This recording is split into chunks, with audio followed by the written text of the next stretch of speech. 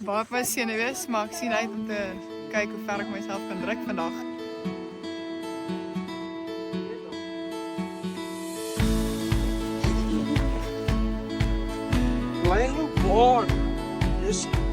Ek is gereed.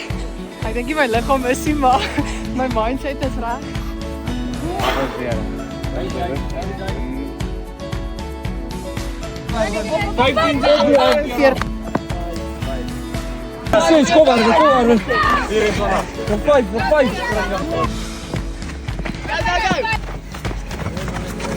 Ek voel PT is baie goed vir 'n mens.